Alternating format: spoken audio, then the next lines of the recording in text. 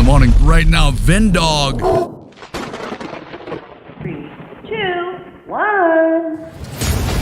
Access granted. Vendog Radio Live starts right now.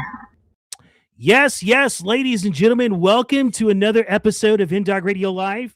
If you are on YouTube, please do me a favor, like, share, subscribe, put it out in the troposphere. If you are on the infamous Rumble, yes, please hit it up on Rumble at Vendog Radio USA on Rumble.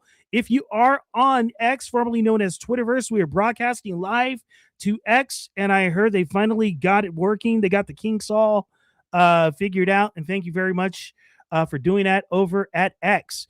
Ladies and gentlemen, you're also on Getter. Thank you to Jason Miller and the entire Getter front office crew for putting us on the front page of Getter, because it does actually get better with Getter. Thank you so much to the wonderful folks at Getter. We appreciate that. Thank you so much, Jason Miller and the crew over there at Getter. All right. And this will be relayed to iHeartRadio, Spotify, Apple Podcast, Amazon Music, TuneIn Radio, and wherever you should download broadcast and podcast. And yes, we are going to talk about how babies' lives were saved right at birth. This is going to be a great conversation that I'm going to have. And she is the director of Faces of Choice. Yes. And I know that my moderators are putting that in the live chat on how you can support Faces of Choice. And also, I'm going to run video clips, and for those of you who will be listening on the audio version, you'll be able to hear the testimonials of a few survivors. And there are many survivors of abortion that don't get highlighted, and we need to talk about this, because we always talk about saving lives from the womb to the tomb. Well, this is the heart of it all, too, as well. And we're going to get into that. We're going to have a very hard conversation today. And I'm going to bring in my friend, Lyric Gillett. And hi, welcome. Hi, Ernie. Thank you so much for having me. I'm thrilled to be on.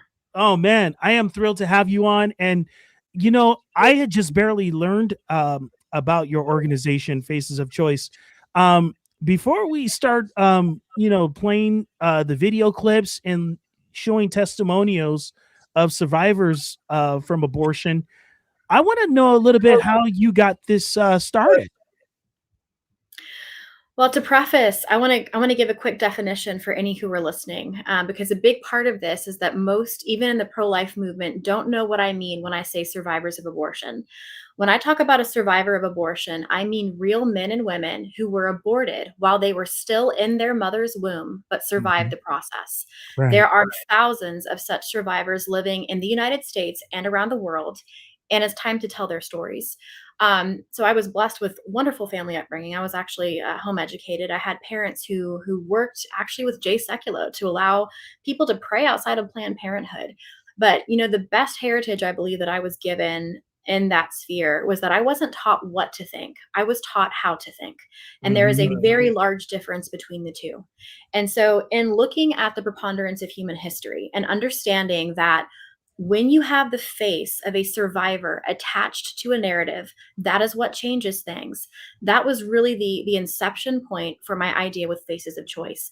Let's look at the civil rights movement when you have Rosa Parks and MLK giving face to what transpired. Let's look at Elie Wiesel coming out of Auschwitz, giving face to what actually happened in the Holocaust.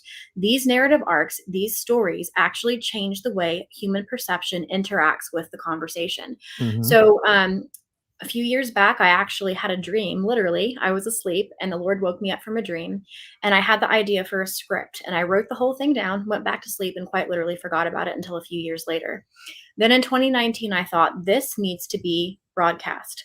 And through a series of events, I moved to put together a Super Bowl commercial composed of survivors of abortion from all around the world. And what transpired in that dynamic was that I went into negotiations with the hosting network very early on. We were one of the very first advertisers who made a bid for a spot for Super Bowl 2020.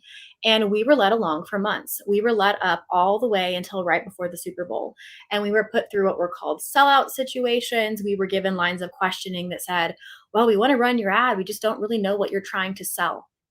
We're very clearly an advocacy campaign. We were not trying to sell anything. So Really, we were let along for months because the network did not want to directly block us because that would have looked bad for PR, but they also didn't want to run our content. We were right smack dab in the middle of cancel culture.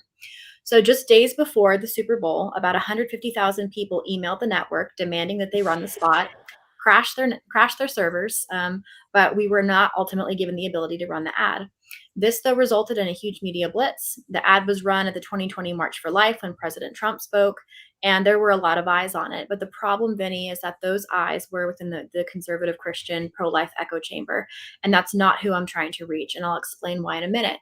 Fast forward to now, though, the Lord has enabled us to actually move forward and get approval for the World Cup. Now, I know most Americans don't give a hoot about soccer, but this year, in large part thanks to President Trump, the World Cup is going to be hosted in 16 cities across America. And we're looking at a viewership of between 1 billion with a B and 5 billion people. And that's the majority of the world's population. And so my goal with the Faces of Choice ad campaign is, first of all, to capture language. And when you run the commercial, your viewers and listeners will be able to see what I'm talking about. We're trying to capture the word choice because, as I was talking about earlier, when you have a survivor that gives face to an idea, that takes it from some abstract concept and helps us understand that we're talking about humans, that changes things. So when you see the campaign, you'll see that we're trying to capture the language around the word choice. We're hijacking this word that has been taken away from something that actually has human understanding to make it some nebulous concept that makes us feel good about our autonomy. This is a different conversation that we are resurfacing and restructuring it to say that choice is not merely a word. Choice is a person with a name and a face and a story of survival. Yeah, absolutely. And it is so vital that we really promote all of this, because I don't think people are really understanding the significance of all of this right now.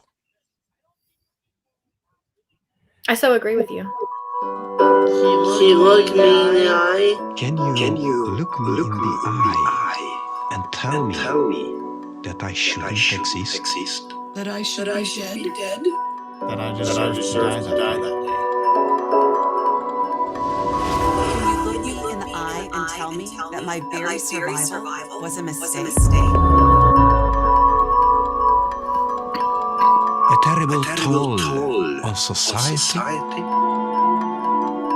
Can you look me in the eye and tell me that in my most vulnerable state, I was nothing more than a parasite? A collection of body parts.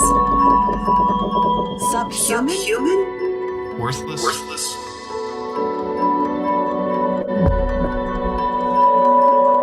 In 1952, I survived multiple abortion attempts. DNC abortion. Abortion. Vacuum aspiration. Saline infusion abortion that was meant to poison and scald me to death. I am the face of choice. I am that choice.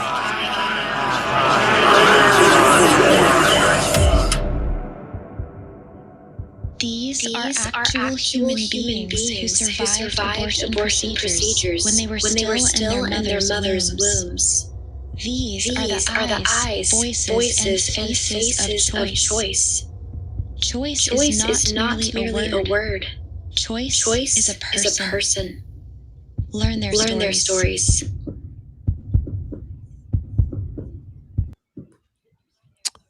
Wow. That's pretty impactful.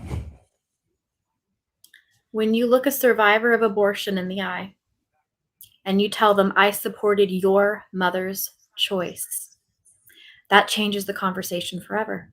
Because had that choice worked, you would not be talking to a human being. They would be dead.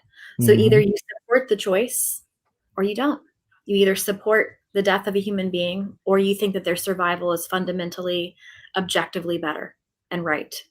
And that is how I am working to capture language and change this conversation about abortion.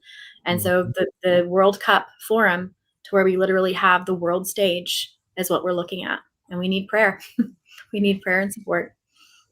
Yeah, because this is a big move, and it needs to be it needs to be put out in mainstream, especially for a huge sporting event like the World Cup.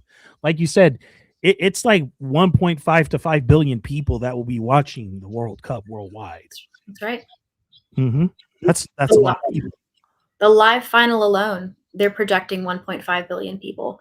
Mm-hmm. So this is the single largest event really in world history. And so from that, Vinny, you know, the realization that we have this platform for a reason. It's not just about running an ad campaign. It really is about mobilizing the pro-life movement as a whole to say that Faces of Choice wants to serve as the routing agent, the amplifier for pregnancy resource centers, for post-abortive healing, for men realizing that they actually carry trauma too, for all of these different dynamics and stories. That's what we're looking at for making adoption actually an option and not something that is a stigma and culture that carries the stigma anymore.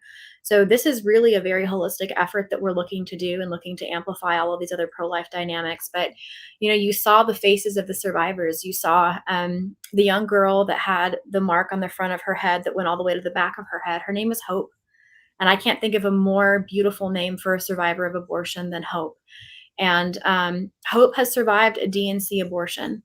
And the mark that is visible on her head is the result of an abortion tool scraping out her brain from front to back. This is on her medical records. And as a result, she now has cerebral palsy. You saw the Asian young man that had a part of a missing arm. That was due to a curettage abortion where a portion of his arm was pulled off. Each and every one of these survivors, whether they have a physical ramification, they most certainly have an internal scar that comes from this. And the thing is, though, if you go to the website and you listen to some of their stories, each and every one of them talks about forgiving their birth mothers, each and every one of them. And many of them talk about reconciling with their birth mother and how the only way they were able to do that was through forgiveness and healing in Christ. So the capacity for the post-abortive woman to actually, and this was the crazy thing, is in 2020, when this ad launched, because there was a media blitz and we didn't reach the 100 million Americans that we wanted to at the World Cup, or sorry, at the Super Bowl, but because there was a media blitz, we reached a few million. And there were post-abortive women who reached out and who said, when I first heard about this ad campaign for the Super Bowl, I was scared because I identified these children with my own child whom I aborted. And I thought, I'm going to see condemnation. I'm going to feel more shame than I already feel. But they actually went online and they heard their testimonies of forgiveness and grace and healing and hope and reconciliation in Christ. And they said, instead, we encountered forgiveness in the eyes of survivors of abortion, and we accepted that forgiveness from our own children, whom we aborted, who did not survive. So the capacity for changing the conversation is huge. Yes, it's very huge. And you just talked about somebody saying that they forgave their birth parents. I have this one right here for you. For living proof. We have a God of the universe who's created us uniquely. He's created us in his image, and we inherently have value because of that. And as I found my identity in Christ, I found security in him and who he is, not who I am, but who he is. But then I also found forgiveness towards my birth parents because I've been forgiven of so much, of all my sin, of all my filth, of all the wrongs I've done by the Savior of the universe. He forgave me. He died to forgive me. I therefore, in turn, I forgive those who have. Wow. Yeah. So that was Josiah, and Josiah took part in our ad campaign as well. And there's a line from his personal testimony video where he says, life is not meant to be wasted away in hatred. Wow. As God has forgiven me, so I forgive others. And he was one of the few who is not able to reconcile with his birth mother because he was actually aborted in South Korea. He was adopted. But so he was never able to find her, but he has fully extended forgiveness to her. And his birth father. Unfortunately, he hasn't been able to find either. But we have survivors from Hungary, from South Africa, from the Philippines, from Uganda, from everywhere. Right. And they're all able to extend that healing and forgiveness. Wow, that's really huge for someone who was basically going to be eliminated from this earth, and they have the heart of total forgiveness. That's that says a lot about the character of the individual. That's right. That's huge. And it takes this dialogue, Vinny, if you really look at the abortion scene truly, not just from the brass tacks, but if you look at it for what it really is, it's a covenant with death. And it's not just a covenant with death for the child who, aside from miraculous cases like this where babies do survive, as a culture, it's a covenant with death.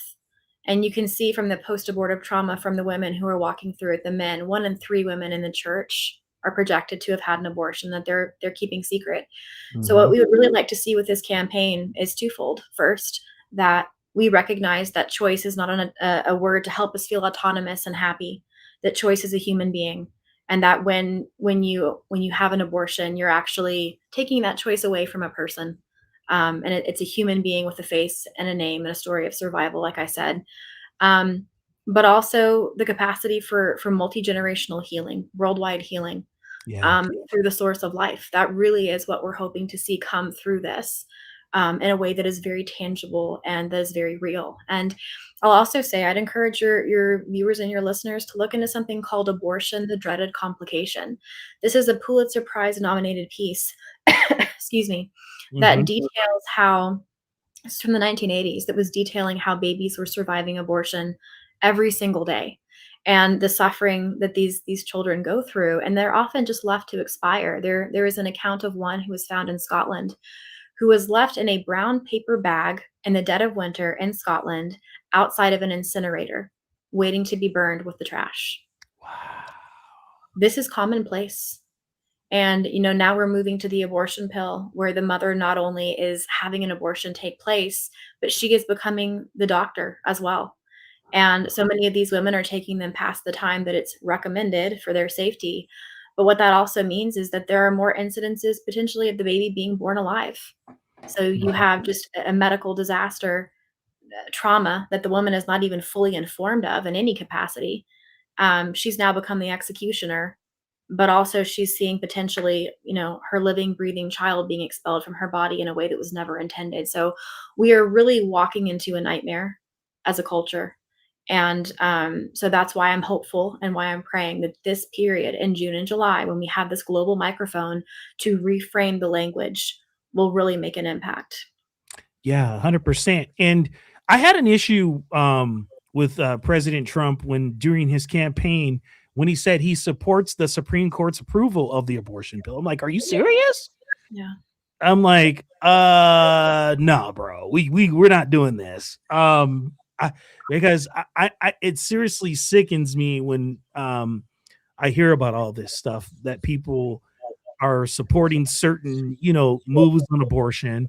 Oh, well, if certain things happen, they should just, they should kill the baby. And I don't know if you guys know this in the audience. I have video of a guy by the name, a popular guy in history by the name of Billy Graham that supported abortion. Yeah. See, a lot of people don't want to talk about this. They want to sweep it under the rug. And that's why we have a huge problem in the church today, because things are getting swept under the rug. We got to have a lot of truth telling about all this stuff, because when it comes to, life, we need to be real gun-toting about life at the end of the day. And when it comes to me talking about this, I mean, I'll tell you right now, I was born in the era of Roe v. Wade after it passed, and I'm just like, dude, no, we got to have this hard conversation. And you were saying how men are affected by it. It is so true. People think just women are affected by it, but men are too, because there are men that are fighting to stop women from having these abortions, and it's not healthy for the woman. Yeah. There's a whole conversation, Vinny. And when you're talking about Billy Graham, that's the sad thing about all of this, because again, how do you change a culture? Through propaganda. What is the vehicle through which propaganda is successful? Language. The way that language has been hijacked until this point, of course, a pastor, right? Of course, a pastor would support women's health care. Of course, a pastor would support women's freedom. Of Mhm. course, because that's how the language has been hijacked. So until we reclaim language with truth, and truth is with a capital T, and his name is Christ, but until we reclaim the truth in a way that language is actually evidenced tangibly, this is Mhm. not going to change. And, you know, a professor of mine who's now with the Lord used to say, when words lose their meaning, people lose their lives. And Mhm. that is where we are. That is the stage that have come to now. So whether it's President Trump or whether it's whoever else it is that has been swept along with the language du jour, there is a heavy cloak of deception, and it is in the pastorate. And you know, I would tell your viewership as well, if you were in a church where you think that they would like to take part in what we're planning, give me an email. You can go to my website, which I'm sure will be at the end of our segment. But we are mobilizing churches and pastors as well, because it is essential that the pastorate is ready for what's coming. 1 in 3 women in the church are post-abortive. They need to understand how to have those conversations. The men as well.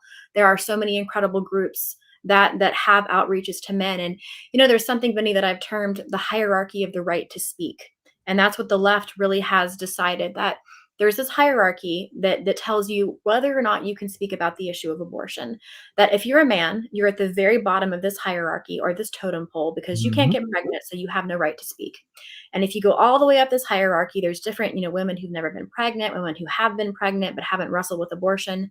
But according to this logic, the person who is at the very top of this hierarchy and has the right to speak is the woman who has had an abortion.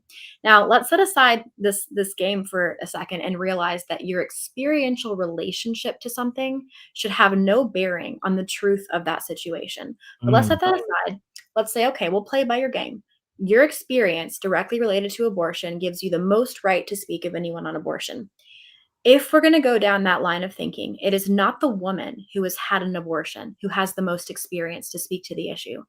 Rather, it is the child who was aborted and survived the process that Mm. should have the number one voice in this conversation. Yep. So either only the abortion survivor has the right to speak, or everyone should have the right to speak. So that's, again, how we're trying to reframe the way that culture engages with this issue, moving towards truth.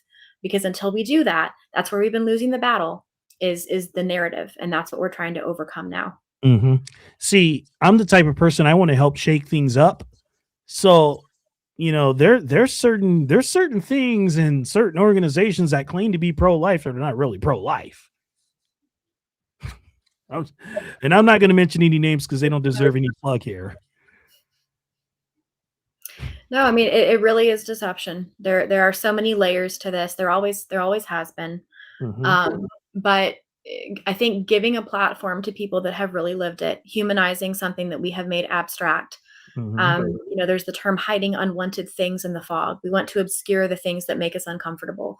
You know, abortion's been called the silent Holocaust, but the truth is it doesn't have to be, nor should it be. We have Mhm. survivors who are able to speak to this and come out and actually reclaim their story.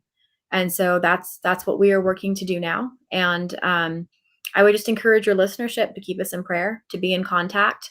Um, and you know, if your pastorate is one that would be not adverse to being involved, give me a shout. It's facesofchoice.org, and I have a contact form on there.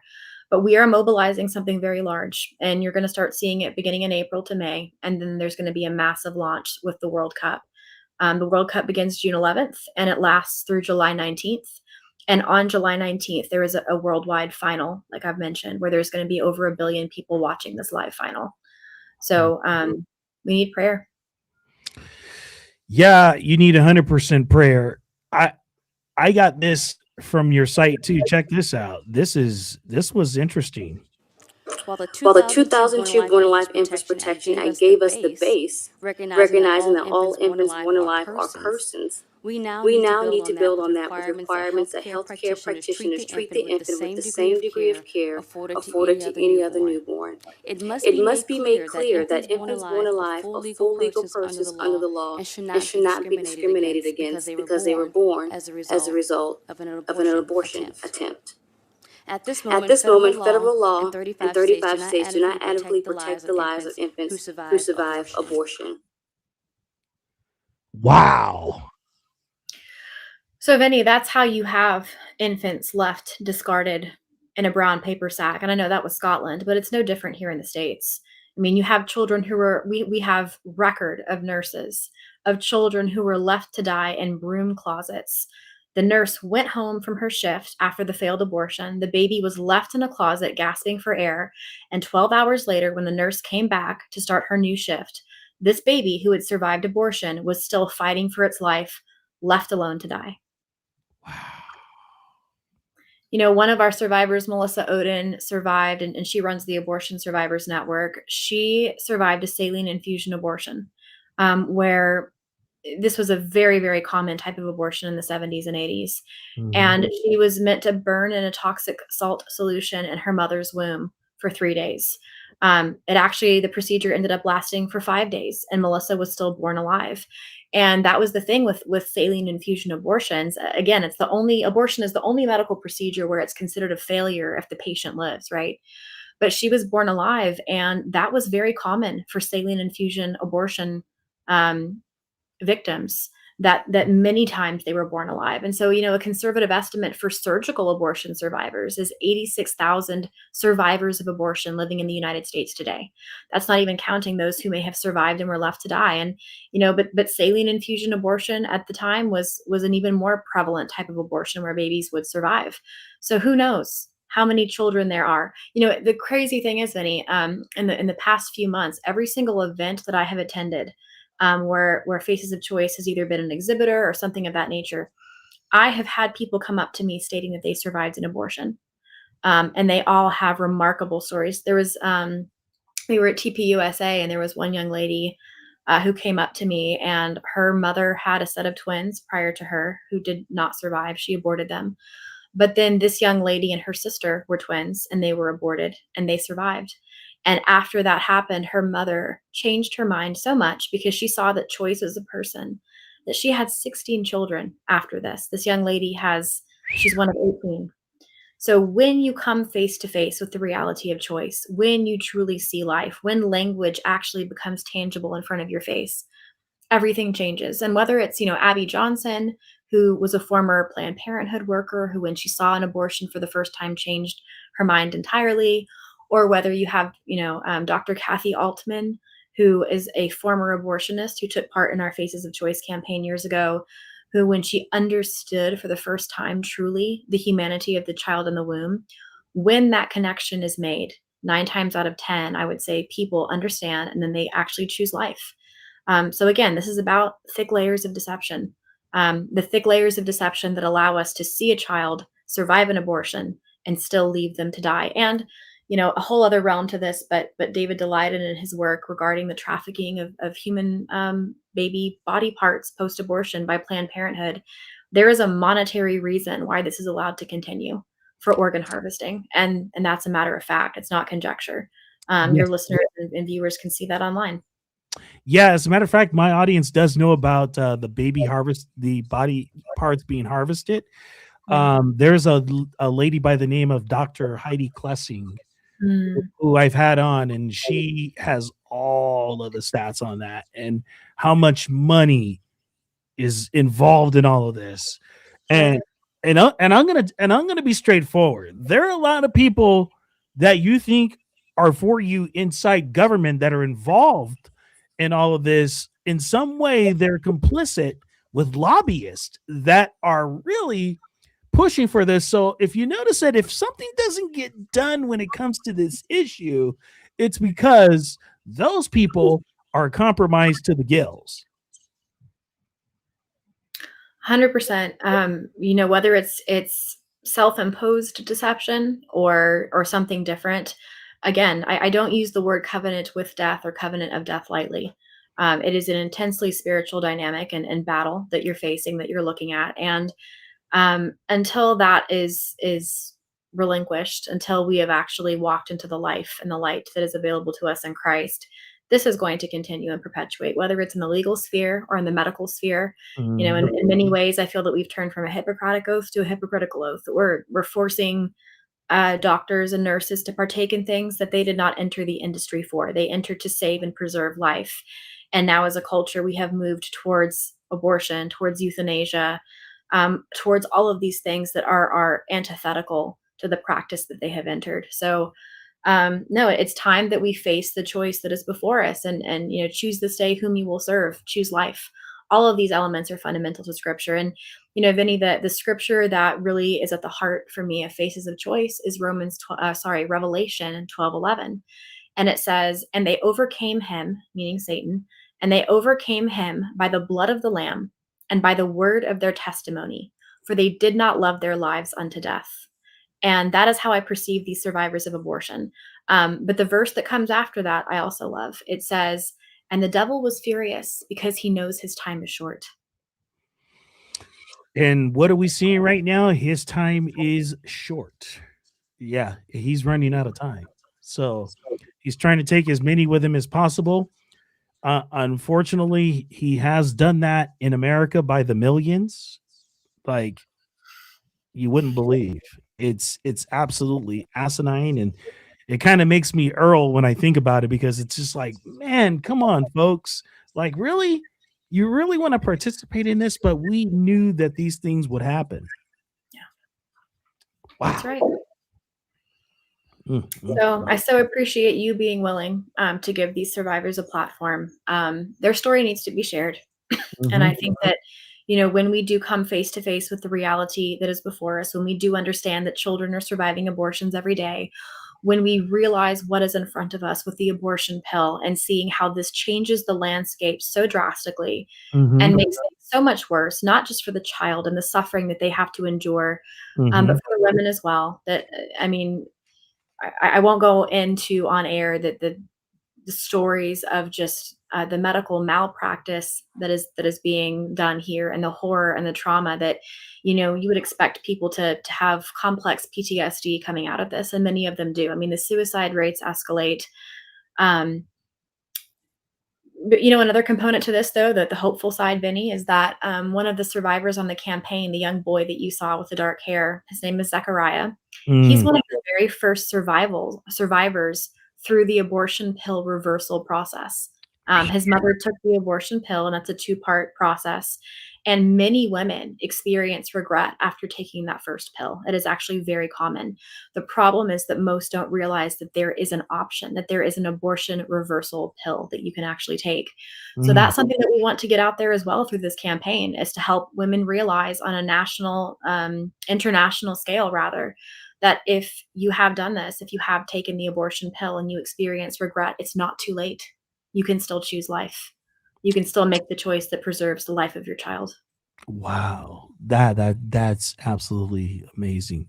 I actually want to share like one or two more from your website. Hold on real quick here. Let me pull it up.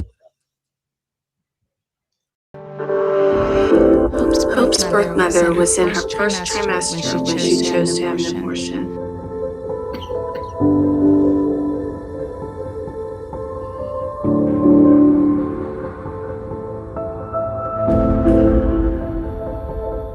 She left the abortion clinic believing that the procedure had been successful.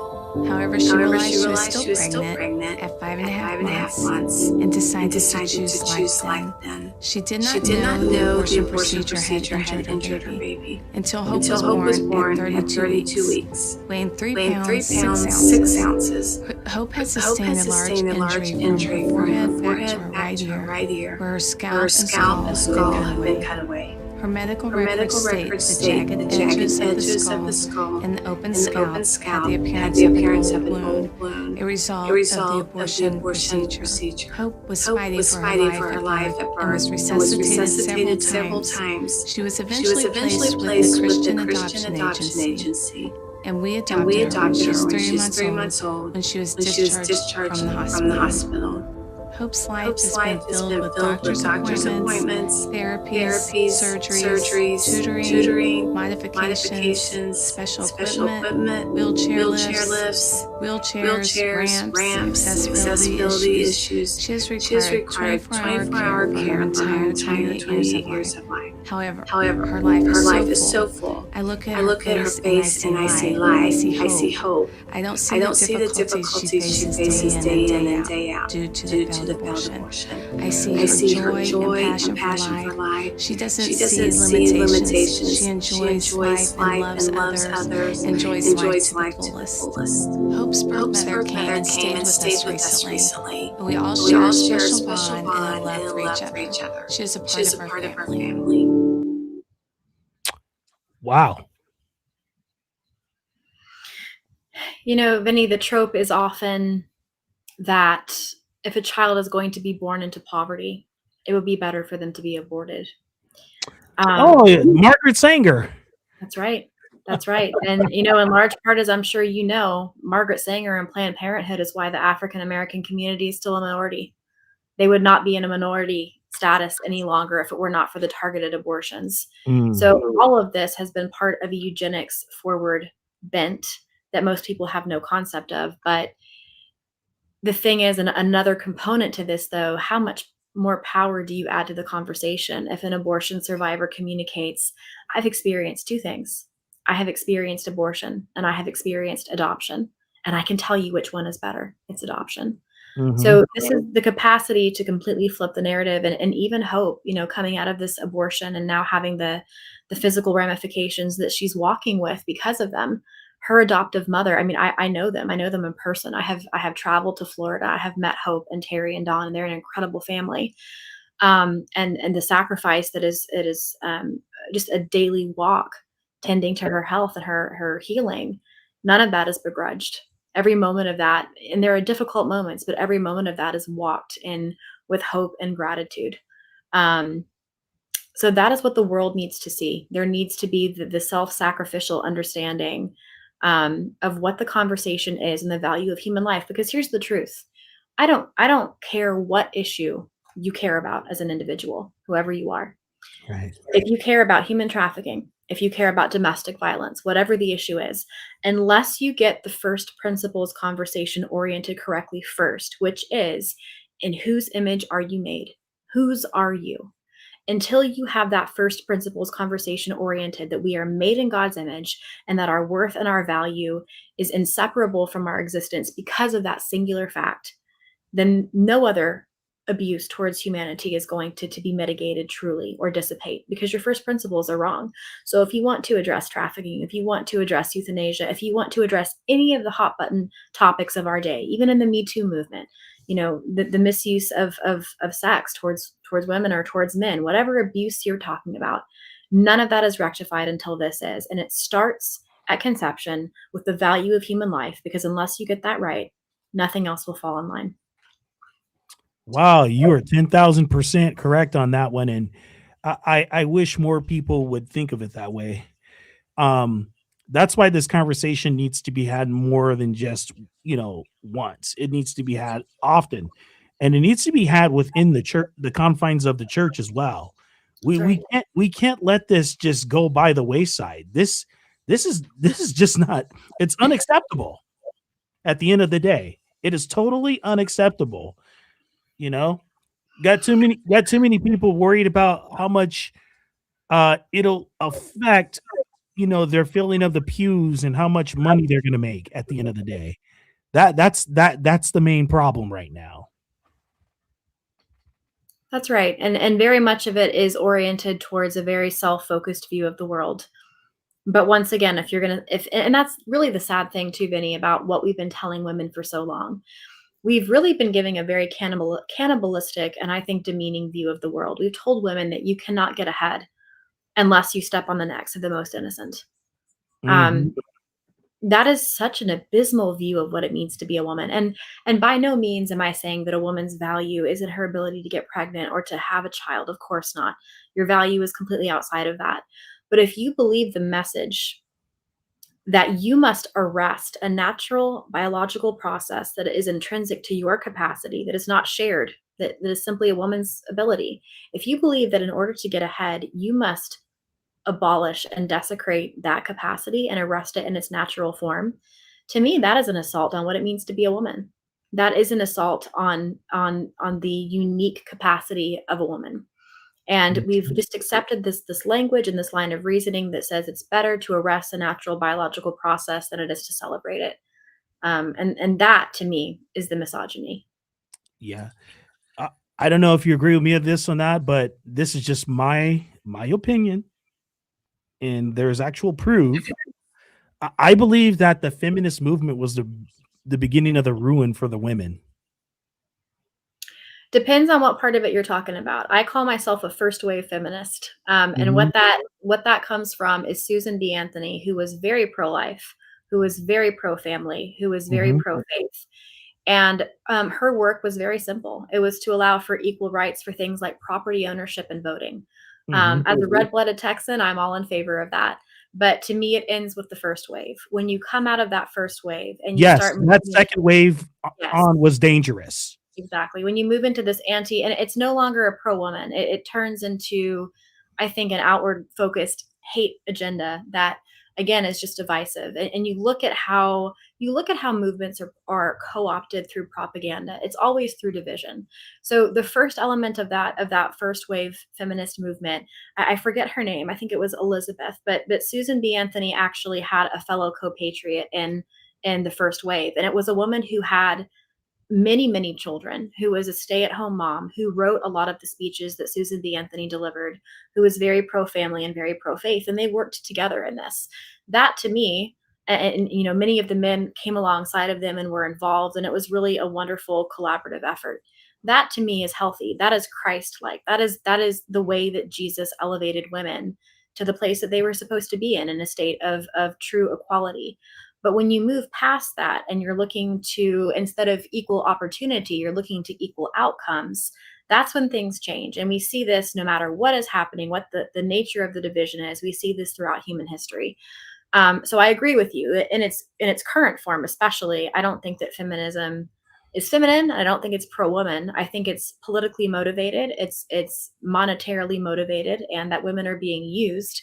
Actually, I think it's horrific how women are being unwittingly used to perpetuate a political agenda that is anti-woman, anti-family, and anti-man. So yeah, I'm a first wave feminist. That's where it ends for me. Give me my voting rights and my property rights. Yeah, exactly.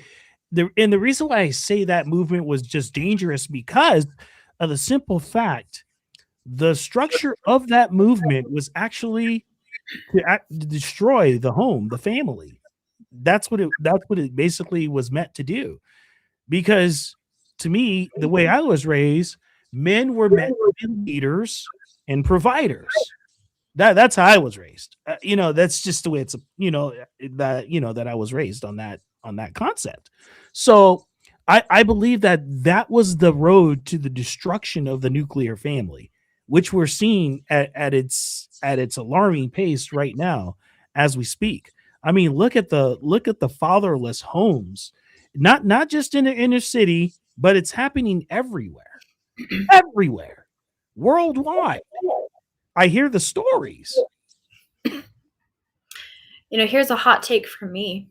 I think abortion is really the abuse of women, and I think Mhm. it's satanic. You know, the natural role of the men to be the protector, and that's why we want men to be involved. We want men to Mhm. stand up and say, "We're no longer going to be part of a."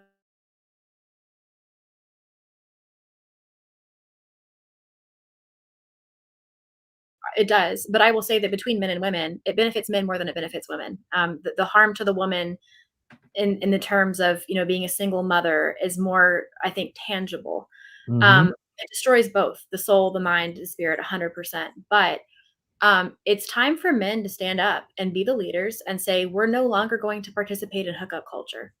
Um, when you see that kind of leadership and culture that is rooted again in faith, and I'm not talking about this Andrew Tate kind of red pill be a man thing. To me, that's absurd. Oh, I'm none of talking it. about true biblical manhood that says, I am here to protect. That is my role. And in doing so, I will lead with good character. I will lead in saying, I'm not going to be part of hookup culture. And if something does happen, I'm going to be here to raise the child. And I'm not going to put you in a place where you're feeling like, to keep me, you have to use abortion as birth control.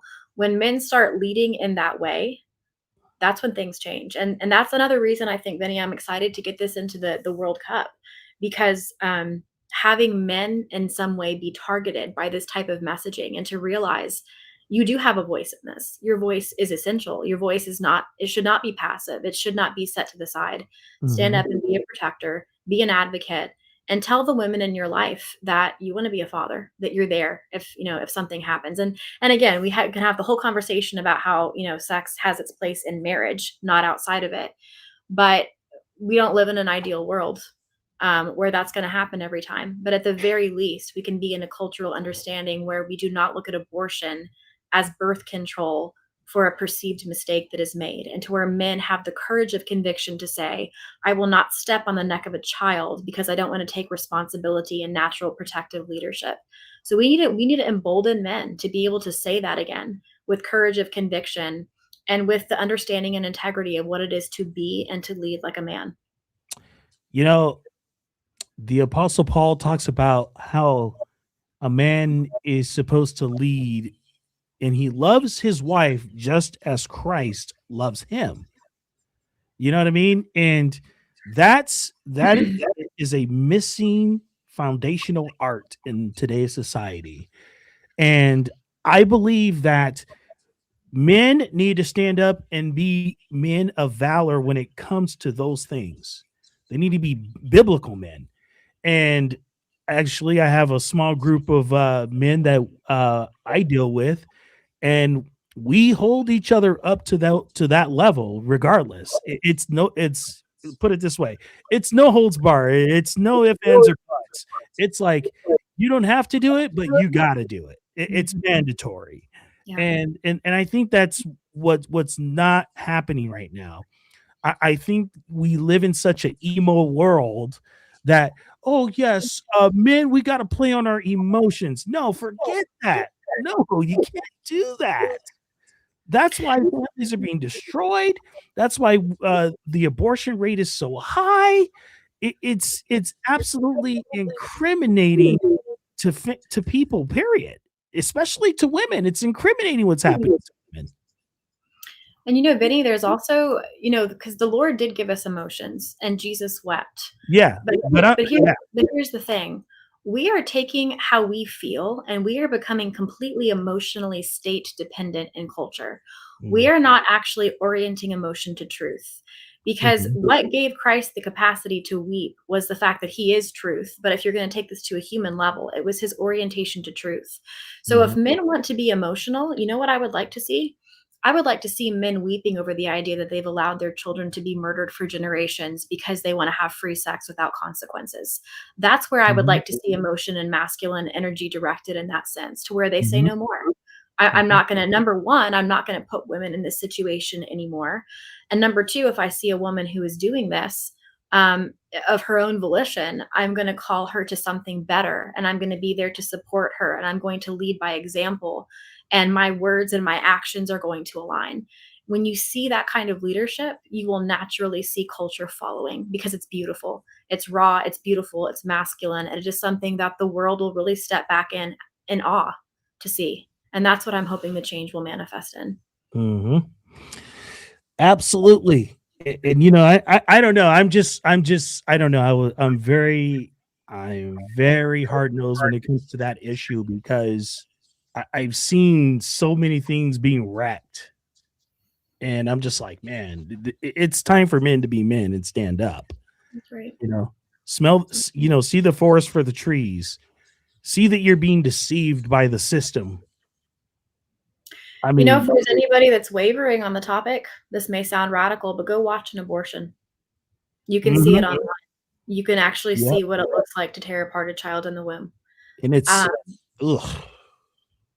And this is not conjecture. I think people think that abortion is a magic pill, even the abortion pill. I think that they think you just swallow something and poof, the baby is gone. That would be a problem, because the baby has a soul and a spirit. But if that were all that it were, I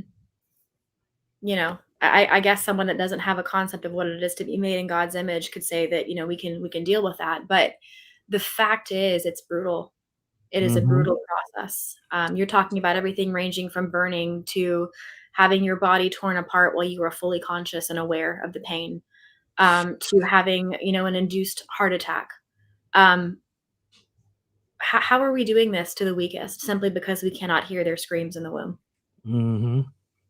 So I would call every man that has, the God-given innate sense of protection to protect the innocent and protect the women in your life too. Protect them from the lie that in order to be free, they have to arrest their beautiful, natural, biological capacity and process, and support them. Support women in your community and your churches and say, look, you know what? Just because you got pregnant and you're in school, you don't have to choose one or the other. Our church community will support you. We will support you potentially, God forbid, as a single mother having to navigate college. It's more than possible. And there are so many organizations that are willing to do that. Now, clearly, we don't want to see that anymore. We don't want to see a woman having to navigate that, outside of a context of marriage alone. We want the men to stand up to that extent. But the broken human condition in reality is that we will see people in this, and we have to be willing to stand there and support them in that. Yeah. And folks, if you belong to a church that does not want to come alongside the men and women and help with these situations, and you confront them about it, and they don't do anything, run.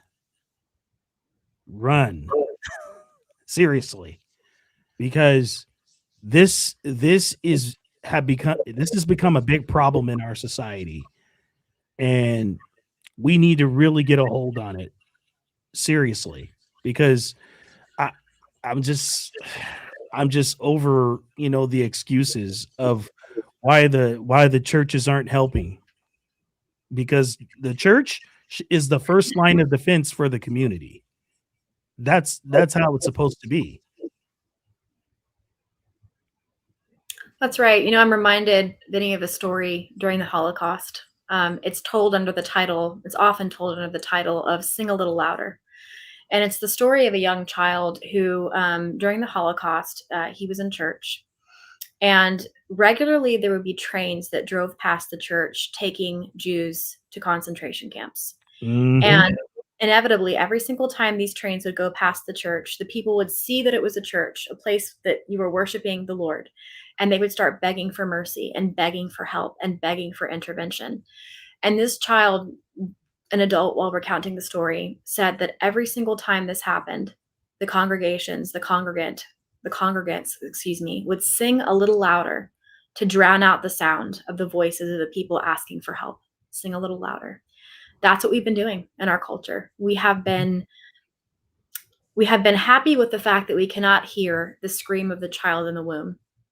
And so we have contented ourselves to sing a little louder, to distract ourselves with our good deeds, with our money, with our reality television, and ignore what's been transpiring. My hope is that through survivors of abortion, through the faces of choice, that when they have a worldwide launch later this year, that their voices are so loud and they echo so clearly throughout the world stage that we are no longer able to sing loudly enough to drown out the tenor of their voices. Yeah, because that's a genocide in its own right.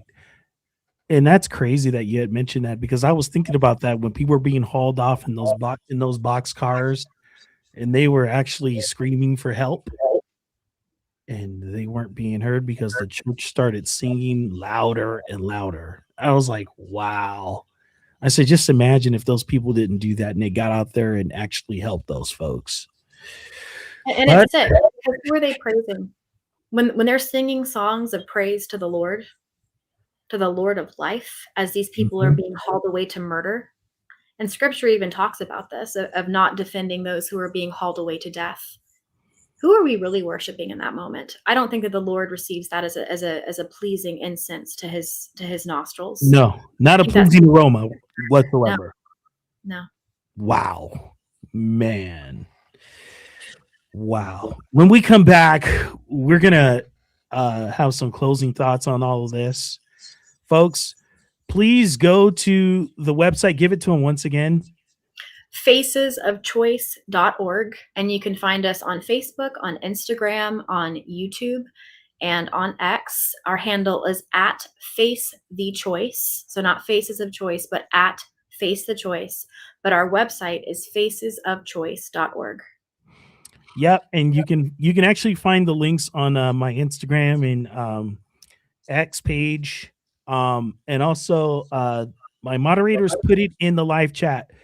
We'll be right back after this. Follow us on all socials at Vindog Radio. We'll be right back with more Vindog Radio Live after this. Yes, sir!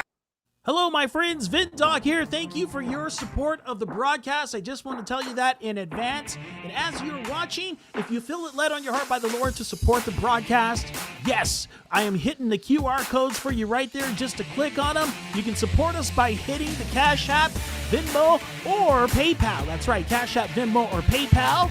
And thank you so much for your prayers, because that's the number one thing we need. Thank you so much for supporting Podc Radio Live. Podc Radio popping off. God bless.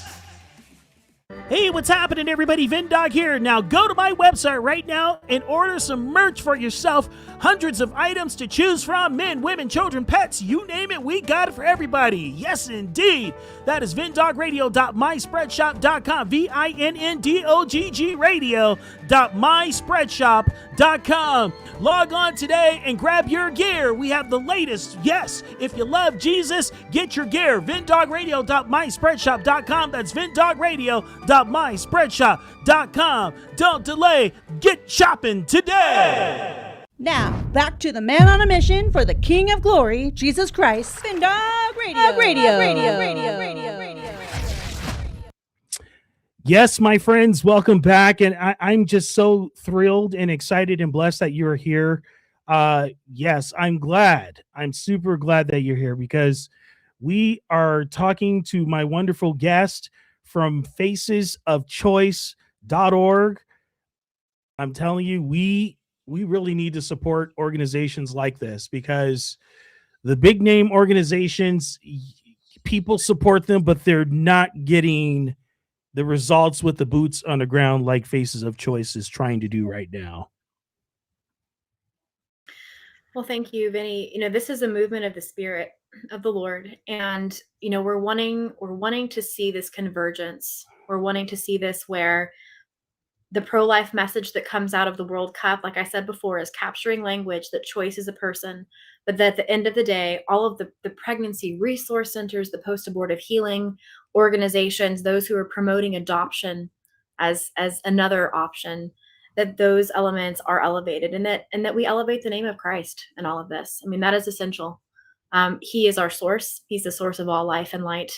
And it's time to step out of the darkness. I mentioned Revelation 12:11 as the crux of Faces of Choice, that they overcame Satan by the blood of the Lamb and the word of their testimony, because they did not love their lives unto death. But another scripture that really resonates as a foundation for Faces of Choice is Romans 13:12.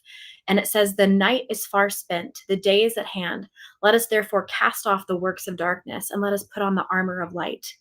That is the key. Walking with Christ, walking in lockstep with him and his word in this, and being willing to mobilize is what we're hoping for. So yes, please do go to facesofchoice.org. Please do send an email. Please do sign up to receive email notifications. We don't spam you. You're not going to be getting a lot of them, but there will be messaging coming forth once we start moving towards a harder launch beginning in April. That's when we're really starting to work to gain visibility. We're keeping it a bit on the quieter side, except for special broadcasts with people like Vinny and a few others. But we're having a pretty hard launch with a national media network in April. And then we're going forward in just strong form until June and July. And then we have plans for after that too, that I can't talk about, but they are very big plans. And, another point of prayer for your viewership and your listenership is we may be having some celebrity involvement in terms of people who survived abortion. And so those are some questions to really be in prayer over, because having those types of voices will once again bring a culture that elevates people in this way to an understanding that, wow, if that person survived abortion and I think so highly of this person, then maybe the child in my womb could be something too. It's just these different ways of tapping into the mind, the collective mind, that I think is of such great important value. Mm-hmm. And as I would say here, folks, and you guys know my stance, that's cool. The celebrities are going to start talking about this. That's cool. But I think we, as the average man and woman, we need to put our feet down to the pavement and stand against abortion 10,000% hand over fist. Amen. This is what we need to do, folks. Big time. And you guys know how I feel about abortion. You guys know I rebuke abortion at every turn. You guys have heard me have arguments on this show about abortion. And now you see that certain folks aren't guests on here anymore because of that. But anyway, that's another subject for another day. But I just want to thank you so much for all that you do, Lyric. That is so awesome that you decided, hey, we need to stand up against this, and we need to, have the voices to be heard that of people that were survivors of this, because we don't hear enough of those stories. Yeah, the crazy thing is most people that are in the pro-life circle don't even know that they're survivors of abortion. I've encountered this time and time again, that, you talk about that and people think, oh, you must mean a baby that their mother thought about aborting them and they didn't. Or, oh, you must mean the woman who's post-abortive herself. And yes, in those contexts, those are definitely people that you can classify as survivors. But I'm literally talking about a baby that felt the abortion instrument, and by God's grace survived it. In some situations, if your viewers go online and look at our videos, another very common situation is a twin survivor, where one twin was aborted and they didn't realize that the mother was pregnant with twins, and the other twin survived. And the ramifications and the life of that child growing up, the spiritual separation, the biological separation, the psychological separation that they feel from their deceased twin, that all by itself is a whole narrative. Mm-hmm. Mm-hmm. Yeah. Wow. Man, I can't even imagine, but we need to really expose all of this and just make sure that we turn people to being more pro-life than ever. That's what we need to do while we're still here. All right. God bless you guys. Oh, and by the way, tomorrow I have a very special guest tomorrow for the first time. And I hope to have you to come back again to give us an update on all of the progress of everything, because I really want to help push this out into the troposphere as much as possible. So let's get in line. All right. You're absolutely welcome. Stick around for a second. I'm going to sign off. Ladies and gentlemen, thank you so much. Love one another. Take care of each other. And I will see you here, there, or in the air tomorrow at 3 p.m. PST. And don't forget, we will be doing call-ins after tomorrow's guest. And also Wednesday will be dedicated to the audience as well. God bless you guys. See you tomorrow.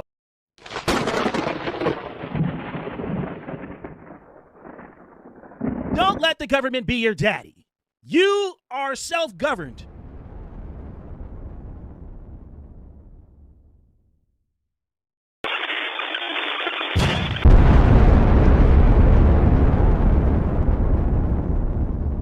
Podc Radio.